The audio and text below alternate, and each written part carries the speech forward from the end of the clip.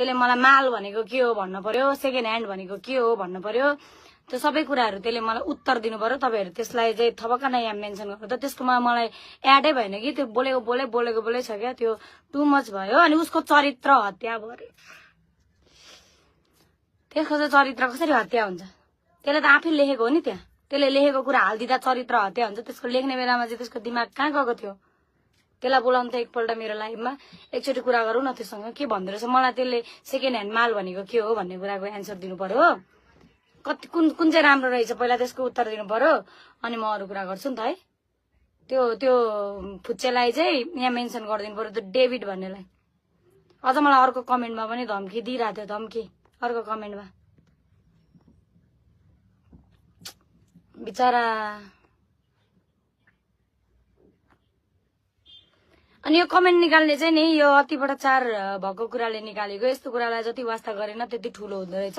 अहिले कति कम भएको छ, अहिले आएकै छैन। अहिले खोजिरहेको छु मैले कसको कमेन्ट भाइरल गर्नु। मिडियामा चाहिँ एकदमै हैन के रे उ भइरहेछ हैन साथीहरु, के भन्छ एकदमै फोटो हालेर भाइरल गर्ने तरिकामा हैन ल केटा मान्छेको जिन्दगी खेलवाड गरिरहेछ त्यो इलिना चौहान भन्ने मान्छेले साथीहरु हैन। त्यसलाई के गर्ने हैन। अब मैले त्यसलाई राम्रोसँग भन्दै मानेन। त्यसले इलिना चौहान भन्ने मान्छे हैन, जो नेपाली के नेपालको एउटा गायिका पनि हो इलिना चौहान भन्ने मान्छे हैन साथीहरु। त्यसले एकदमै सोशल मिडियामा एकदमै त्यसले सबै साथीहरुको उ गर्ने काम गरिरहेछ साथीहरु हैन।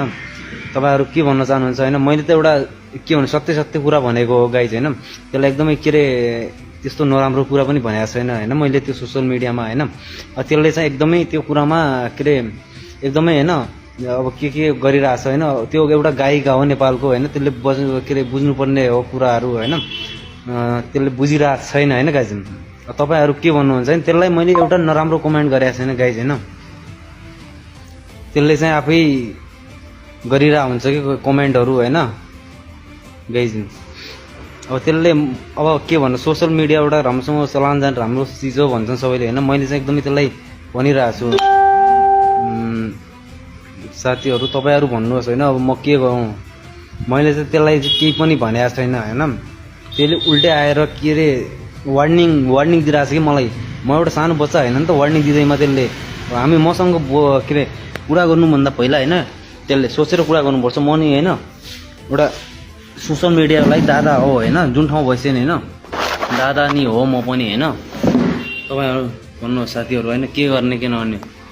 के त्यसले चाहिँ एकदमै हैन के भन्छ चरित्र हत्या गर्ने एउटा केटीको मात्र हुँदैन कि चरित्र हत्या भनेको, एउटा केटाको मान्छे पनि हुन्छ कि चरित्र हत्या त्यसले गरिरहेछ गाइस।